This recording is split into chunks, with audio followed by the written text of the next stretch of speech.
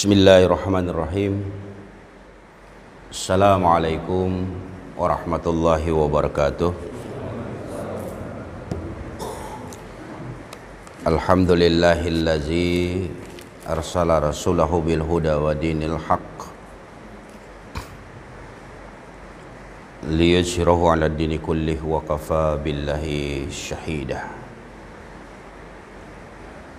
Asyhadu an la ilaha illallah wahdahu la syarika lah wa asyhadu anna Muhammadan abduhu wa rasuluh la nabiyya ba'da. Allahumma salli ala Muhammadin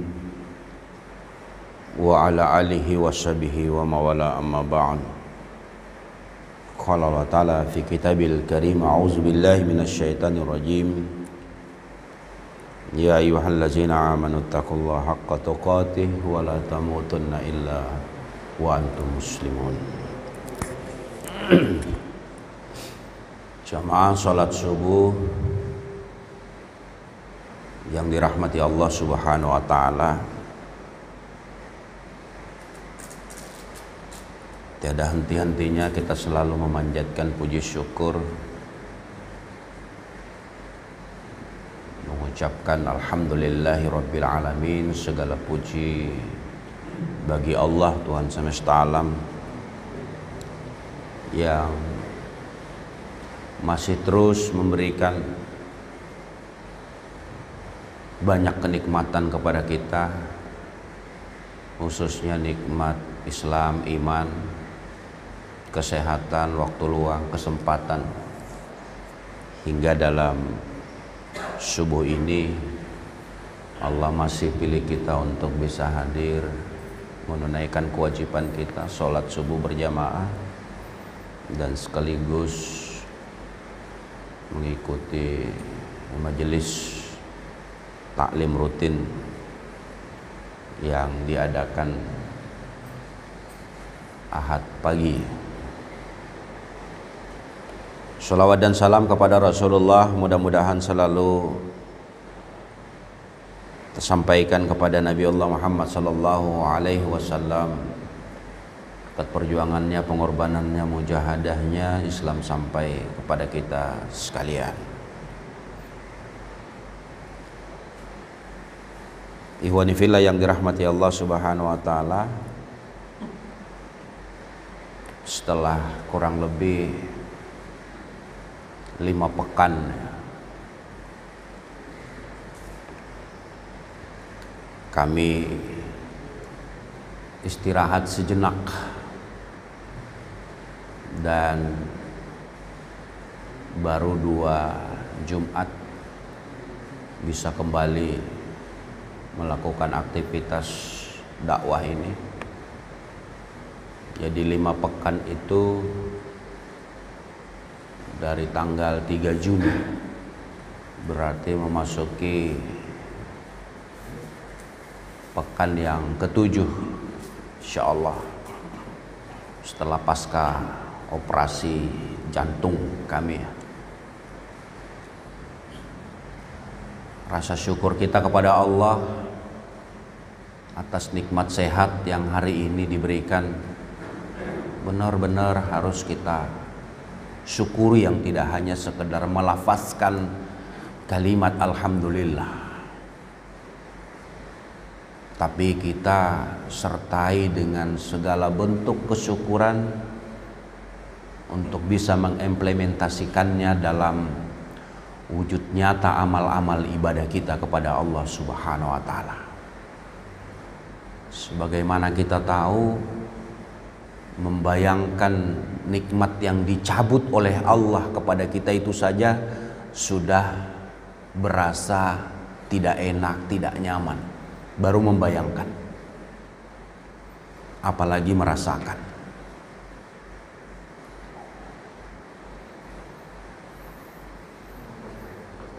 Jadi ini cukup menjadi pelajaran buat pribadi kami sendiri, betapa nikmat sehat yang diberikan oleh Allah kepada kita ketika tidak dimanfaatkan sebaik-baiknya. Itulah yang kata Allah bahwa kita termasuk orang-orang yang merugi. tarikan nafas yang enak keluar masuk, detak jantung yang normal, itu adalah karunia yang sangat luar biasa. Sedikit mungkin berbagi.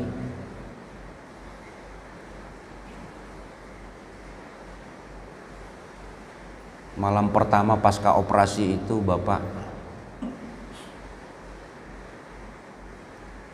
hausnya luar biasa.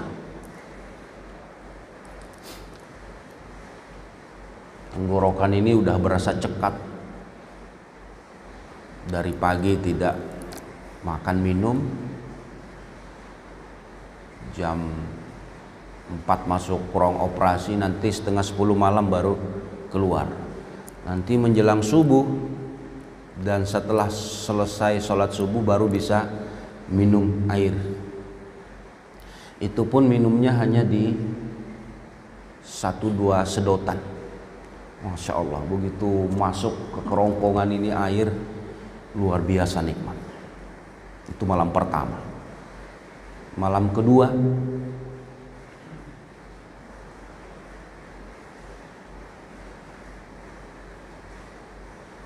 saya, kalau bahasa kami itu cigukan itu Pak. Nggak tahu kalau bahasa Indonesianya apa, cigukan juga kali ya. Karena dada ini harus dipegang ketika dia bergerak. Jadi setiap cigukan itu ya harus dipegang begini. Sepanjang malam sampai subuh. Cigukan tak berhenti. Malam ketiga lendir Pak. Lendir itu dari jam 2 siang nempel di sini, nanti jam 7 malam baru bisa keluar. Tidak ada kuasa, tidak ada kekuatan. Itulah makna la haula wala quwata illa billah. Tidak ada kekuatan bagi kita. Ingin mendorong lendir saja di dalam tenggorokan ini tidak mampu. Dari jam 2 siang nanti menjelang jam 7 baru bisa keluar. Tidak terlalu banyak, segumpal segini. Dan itu berulang. Nah, merasakan kondisi seperti itu bersyukur sekali kita yang terlelap tidur di malam hari, lalu kemudian tidak kita menyempatkan untuk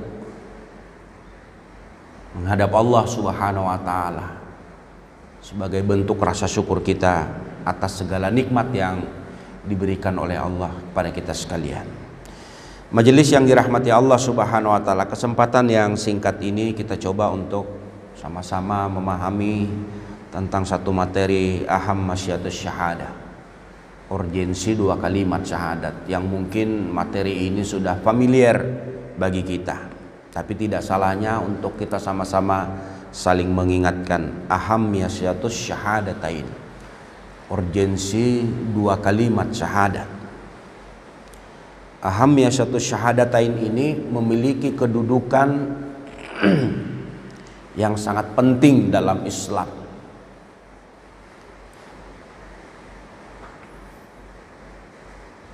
Dalam sehari semalam minimal kita mengucapkan syahadat ada kurang lebih 9 kali.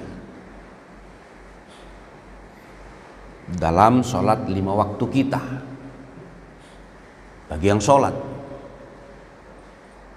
kalau dia tertinggal berarti kurang kalimat itu diucapkan. Jadi ada 9 kali. Dan dalam rukun Islam yang kita yakini, dia merupakan rukun yang pertama, mengucapkan 2 kalimat syahadat ini. Nah, kita ingin melihat urgensinya apa saja dalam kita memahami Islam. Yang pertama disebutkan di sini madkhulul ilal Islam, pintu gerbang masuk ke dalam Islam. Jadi syahadat itu disebutkan sebagai pintu gerbang masuk ke dalam Islam. Makanya setiap orang yang ingin masuk ke dalam Islam, persyaratan utamanya harus dia ucapkan syahadat ini. Sebagaimana rumah, Seorang tidak bisa masuk rumah kecuali melewati pintu. Demikian pula orang ketika masuk ke dalam Islam, dia harus mengucapkan dua kalimat syahadat ini. Di masa Rasulullah, mereka yang tadinya masih jahiliyah, kemudian mereka masuk ke dalam Islam dengan mengucapkan syahadat.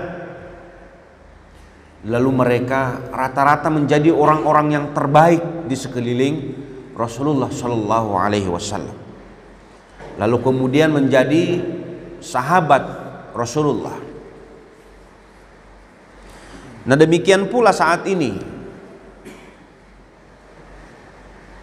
yang tadinya belum muslim, ketika dia masuk ke dalam Islam, maka persyaratan utamanya harus mengucapkan dua kalimat syahadat. Nah, adapun anak yang lahir dalam keluarga Islam, ayahnya, ibunya, ya kita-kita yang memang bapak ibu dan keturunan di atasnya itu adalah Islam, lingkungannya Islam, tidak perlu mengucapkan dua kalimat syahadat. Karena pada hakikatnya sejak lahir dia muslim. Kata Rasulullah, kullu mauludin yuladu alal fitrah fa'abawahu yahwidanihi aw yanassiranihi aw yumajjisani. Setiap bayi dilahirkan dalam kondisi fitrah. Kemudian kedua orang tuanya lah yang akan membuatnya menjadi Yahudi, Nasrani atau Majusi. Hadis riwayat Bukhari. Nah, para ulama menjelaskan fitrah dalam hadis ini artinya adalah Islam. Maka setiap bayi yang lahir dikatakan dalam kondisi Islam pula. Lalu kemudian dalam Quran surat Al-A'raf ayat 172 dijelaskan, dan ingatlah ketika Tuhanmu mengeluarkan keturunan anak-anak Adam dari sulbi mereka, dan Allah mengambil kesaksian terhadap jiwa mereka seraya berfirman. Kita sering dengar, alastu bi rabbikum qalu bala syahidna. Bukankah aku ini Tuhanmu? Mereka menjawab, betul, engkau Tuhan kami. Kami menjadi saksi, kami lakukan yang demikian itu agar di hari kiamat kami tidak mengatakan sesungguhnya kami Bani Adam adalah orang-orang yang lengah terhadap ini, keesaan Tuhan. Quran surat ayat 72. Majelis yang dirahmati Allah Subhanahu wa taala, maka persyaratan utama orang masuk ke dalam Islam itu mengucapkan dua kalimat syahadat. Maka perkataan ini tidak main-main. Ucapan ini tidak hanya sekedar ucapan. Makanya kita selalu menjaga yang namanya ucapan, karena dia akan berlaku di dalam setiap ucapan itu. Akan berlaku hukum. Ketika orang sudah mengucapkan dua kalimat syahadat, asyhadu alla ilaha illallah wa asyhadu anna muhammadar rasulullah, maka dia sudah masuk ke dalam pintu gerbangnya Islam.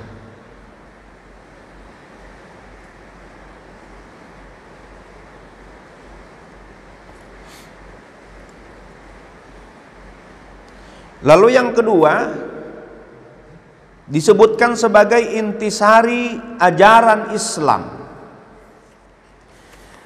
Ajaran Islam ini tentu sangat luas, meliputi seluruh segi kehidupan. Setiap bidang pasti ada aturannya,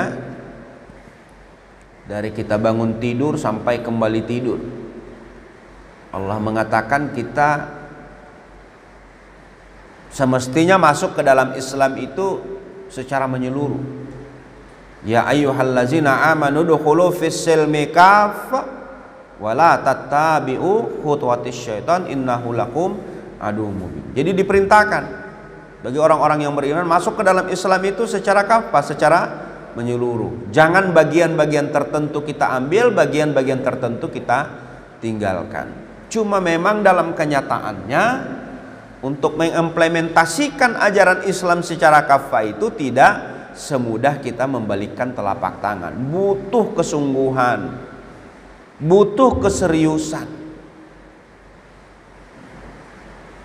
Ya kalau kita sekedar-sekedarnya maka akan kita dapatkan juga sesuatu yang sekedar-sekedarnya saja.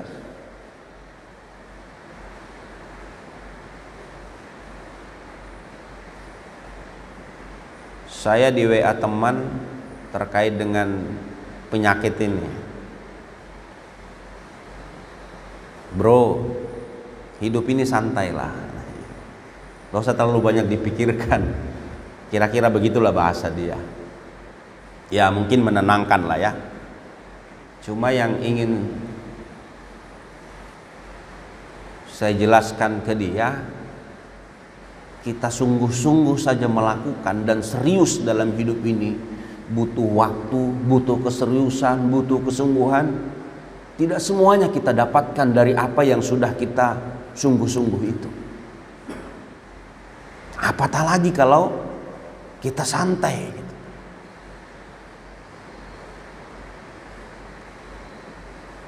Jadi saya agak panjang membalas, khawatir kalau ucapan seperti ini menjadi tabiat, menjadi karakter dalam hidup. Membawa diri santai oke lah. Tapi persoalannya ketika hidup ini dibawa santai terus, sementara waktu berjalan, berlalu, usia kita semakin hari bukan bertambah tapi dia berkurang. Kita memang merasa masih muda terus.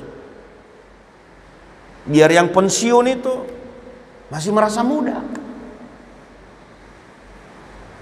Apalagi kalau sudah dihubungkan dengan syahwat, dihubungkan dengan dunia, tidak ada kita merasa tua.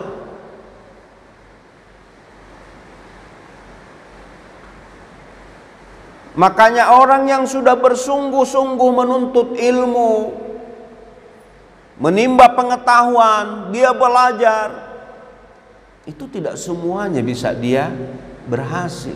Nah, bagaimana dengan orang yang santai-santai dalam hidup ini?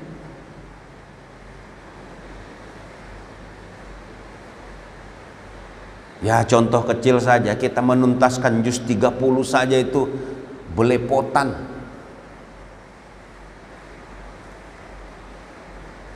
Dari tahun ke tahun kok tidak tuntas-tuntas ini juz 30 loh ya. Gimana dengan santri-santri kita yang luar biasa hafalannya, anak-anak kita yang punya kualitas, yang hafalannya diberikan kemampuan oleh Allah. Nah, membandingkan dengan kelemahan kita yang hari ini karena orientasi kehidupan merasa panjang, merasa nyaman, merasa santai. Orang yang sungguh-sungguh saja belum tentu dia berhasil, apatah lagi dengan santai-santai saja. Jadi saya ingatkan kepada teman ini, silahkan santai, tapi waktu perjalanan hidup tidak bisa santai. Umur ini sama dengan es batu, dipakai dan dipakai dia mencair. Kalau keluar dari kulkas tapi Pak ya. Kalau dia masih di freezer ya keras dia. Majelis yang dirahmati Allah Subhanahu wa taala. Maka ajaran Islam ini sangat luas, menyentuh seluruh segi aspek kehidupan kita manusia. Maka dalam Islam kita kenal ada akidah, ibadah, akhlak, dan muamalah. Nah, akidah ini merupakan pondasinya, intisarinya ada dalam dua kalimat syahadat. Asyhadu an la ilaha illallah wa asyhadu anna Muhammadar Rasulullah. Karena ia yang diajarkan oleh Rasulullah terlebih dahulu menjadi prioritas utama, sebagaimana Allah juga mengutus para rasul sebelumnya. Jadi kalimat syahadah ini, kalimat tauhid ini menanamkan tentang akidah Islam yang tidak setelah Rasulullah, tapi Nabi dan Rasul sebelum Rasulullah pun membawa hal yang serupa untuk menanamkan tentang akidah la ilaha illallah. Wa ma arsalna min qablika mir rasuli illa nuhin ilaihi annahu la ilaha illa ana fa'budun. Dan kami tidak mengutus seorang rasul pun sebelum kamu, melainkan kami wahyukan kepadanya bahwasanya tidak ada Tuhan yang hak melainkan aku, maka sembahlah olehmu sekalian aku. Quran surat Al-Anbiya ayat 25. Nah, ketika seseorang sudah beriman kepada Allah sebagaimana syahadat tauhid dan beriman kepada Rasulullah sebagaimana syahadat Rasul, syahadat risalah, maka ia sudah mendapat intinya. Ketika keimanan itu kuat tertanam dalam hati kita, maka sisi lain akan menyesuaikan. Makanya akidah para nabi, akidah para sahabat yang dibina oleh Rasulullah, setelah dikuatkan akidahnya, maka yang lain-lain itu akan menyusul. Intisarinya adalah bagaimana akidah ini demikian kuatnya. Nah, kita kadangkala di dalam proses pembelajaran anak-anak kita, akidah ini yang lemah. Justru yang lain dulu. Sehingga apa? Tidak sedikit anak kita itu paham, tahu, ngerti bacaan, bahkan caranya, tapi persoalan akidah belum bisa dia miliki, ya akhirnya apa? Dia abaikan. Tapi begitu akidah sedemikian rupa kokoh dan kuatnya, maka yang lain-lain akan menyusul secara otomatis. Dia akan terus mencari kebaikan demi kebaikan. Persyaratannya akidah dimantapkan.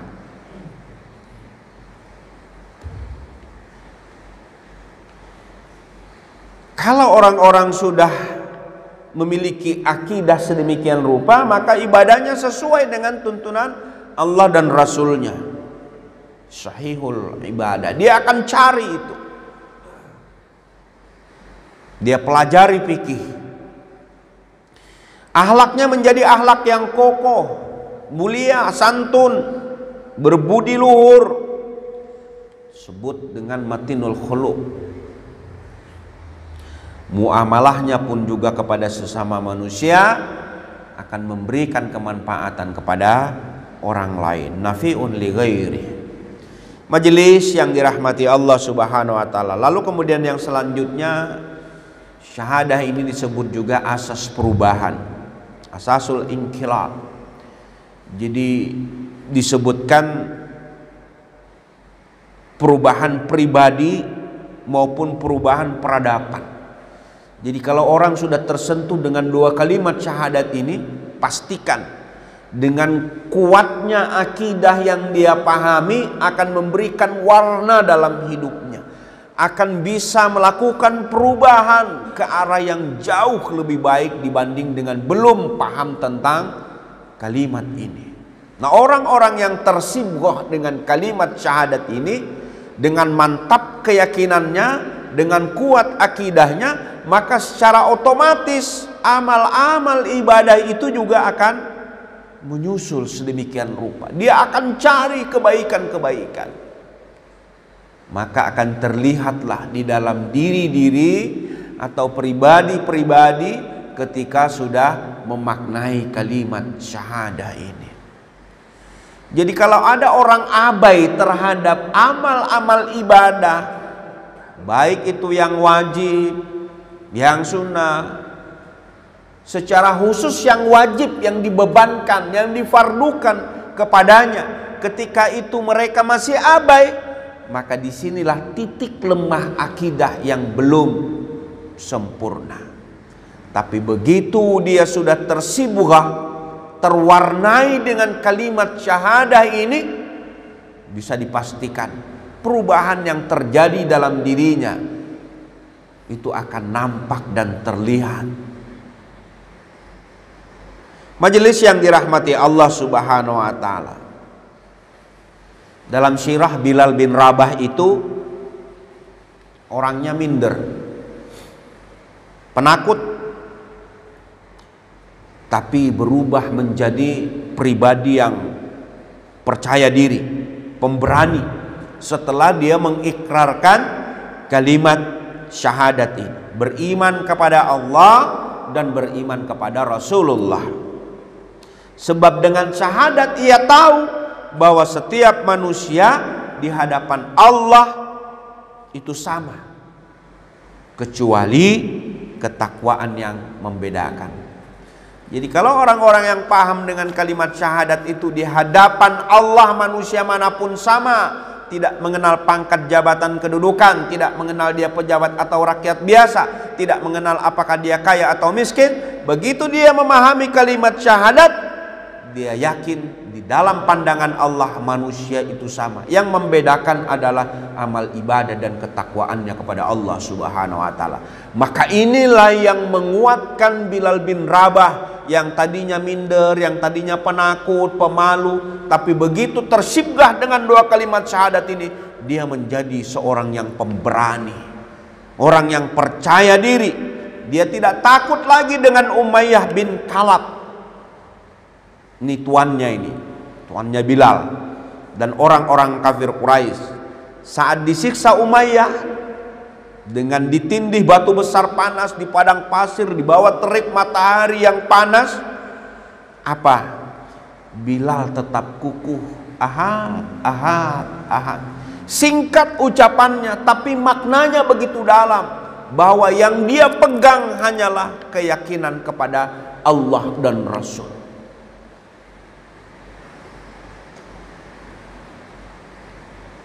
Ini sangat luar biasa.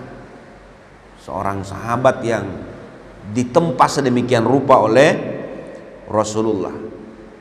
Bilal ini menunjukkan kuatnya iman kepada Allah. Umayyah geram dan marah ketika dia disiksa. Akhirnya Abu Bakarlah yang kemudian membeli atau membebaskan Bilal. Sejak itu Bilal menjadi manusia yang merdeka sepenuhnya. Majelis yang dirahmati Allah Subhanahu wa taala, akhirnya apa? Dalam sirah dijelaskan, kelak di perang Badar, Bilal yang dulunya tak berani gulat dan selalu kalah telah berubah menjadi prajurit pemberani. Ia memburu Umayyah bin Khalaf dan berhasil membunuhnya di medan perang itu. Bayangkan orang yang tuannya,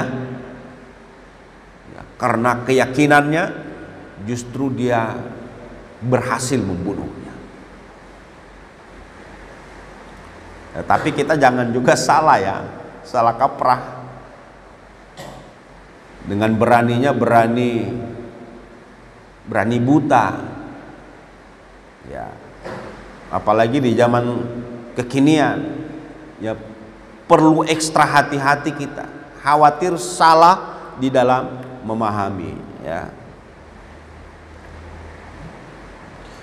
Tak hanya Bilal, sejarah Islam dipenuhi dengan ribuan sahabat yang mengalami perubahan luar biasa setelah beriman kepada Allah. Misalnya Mus'ab bin Umair, dia orang parlente, kaya raya, anak manja, anak papa mama lah kira-kira, yang dimanjakan dengan harta uang.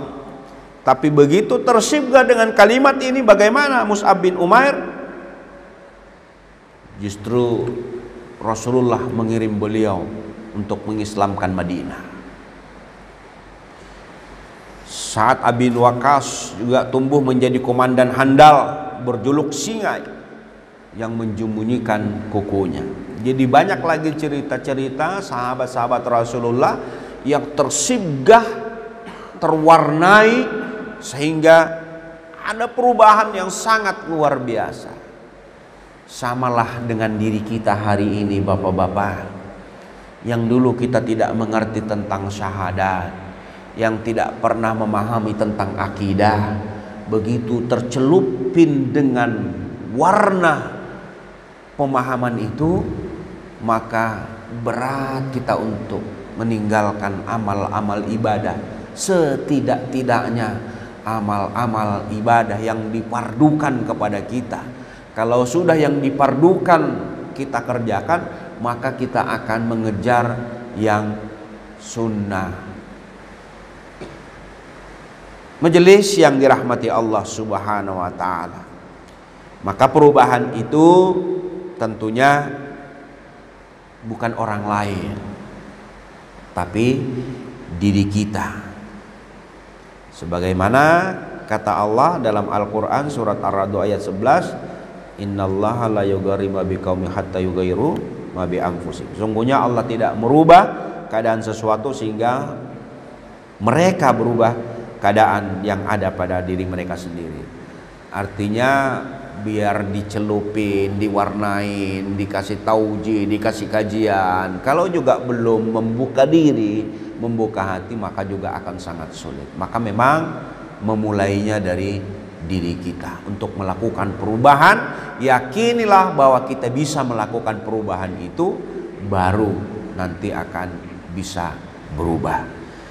Majelis yang dirahmati Allah Subhanahu wa ta'ala, yang selanjutnya syahadah ini disebut hakikatul dakwah Rasul, disebut sebagai inti dakwah daripada para rasul. Jadi tauhid ini bukan hanya dibawa Rasulullah Shallallahu Alaihi Wasallam, tapi juga inti dakwah Nabi dan Rasul sebelumnya. Memang setiap Nabi dan Rasul itu membawa syariat yang tak selalu sama, syariat ya, tapi begitu akidahnya maka selalu sama, memahamkan tentang tiada Tuhan selain Allah. Dan sungguh kami telah mengutus Rasul pada tiap-tiap umat untuk menyerukan, sembahlah Allah saja dan jauhilah tauhid. Quran surat An-Nahl 36. Maka jika ada agama samawi yang menyerukan menyembah selain Allah, sesungguhnya agama itu telah mengalami perubahan. Sebab Nabi Musa dakwahnya sama, sembahlah Allah dan jauhilah tauhid. Dakwah Nabi Isa juga demikian, sembahlah Allah dan jauhilah tauhid. Tauhid ini majelis segala sesuatu selain Allah yang disembah dan diibadahi. Itulah namanya tauhid. Jadi selain Allah yang disembah dan diibadahi, itulah tauhid. Berupa apa saja dia?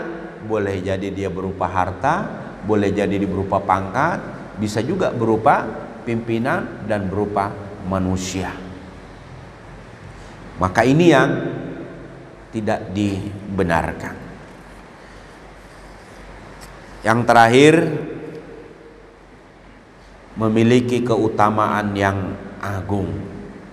Syahadat ini memiliki keutamaan yang sangat besar, sebagaimana Rasulullah Sallallahu Alaihi Wasallam dalam hadis-hadis sahih, di antaranya afdaluz zikri la ilaha illallah. Zikir yang paling utama adalah la ilaha illallah. Bahkan menjelang kematian kita ini dianjurkan, dituntun agar kita mengakhiri hidup ini dengan kalimat la ilaha illallah. Sehingga disebut keutamaan syahadat ini yang paling besar adalah menyelamatkan orang-orang mengucapkannya sehingga terbebas dari api neraka dan dimasukkan ke dalam surganya Allah Subhanahu wa ta'ala. Sebagaimana di dalam hadis Rasulullah Sesungguhnya Allah mengharamkan neraka bagi orang yang mengucapkan la ilaha illallah dengan ikhlas. Tentunya mengharap ridha karena Allah Subhanahu wa taala. Nah, mudah-mudahan majelis yang dirahmati Allah Subhanahu wa taala, kita yang hari ini insya Allah tersibgah dengan kalimat syahadah ini yang menggerakkan kaki, tangan, hati dan seluruh anggota tubuh kita untuk mengimplementasikan amal-amal ibadah kita kepada Allah Subhanahu wa taala, karena kemantapan akidah dan keyakinan kita yang memahami bahwa tiada Tuhan selain Allah dan Muhammad itu adalah Rasulnya. Itulah yang menguatkan kita untuk melakukan amal-amal ibadah, sehingga kita berupaya melakukan perubahan demi perubahan ke arah yang jauh lebih baik, sehingga itu yang terus menerus sampai akhir hayat hidup kita lakukan, yang mudah-mudahan dalam perjalanannya proses untuk melakukan perubahan ke arah yang lebih baik ini, kita menjadi hamba-hamba yang husnul khatimah. Amin ya rabbil alamin. Demikian apa yang dapat saya sampaikan di dalam kesempatan ini. Terima kasih atas segala perhatiannya. Mohon maaf jika ada kekurangan. Wabillahi taufiq wal hidayah. Assalamualaikum warahmatullahi wabarakatuh.